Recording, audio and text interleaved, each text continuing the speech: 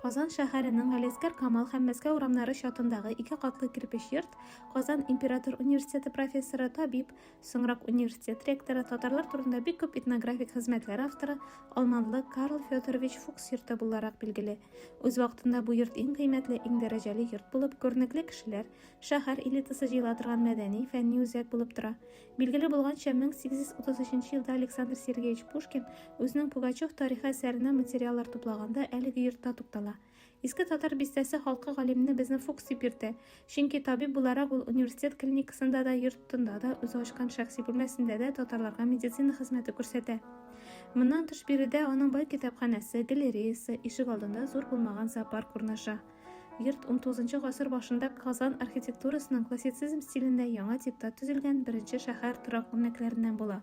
Совет заманы вакытында бу йортның беренче катында күп еллар бакчачылык товарлары кибете эшләде.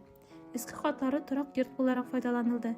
2004 елда йорттан кешеләр күчерелә, ул бик тиз таушала.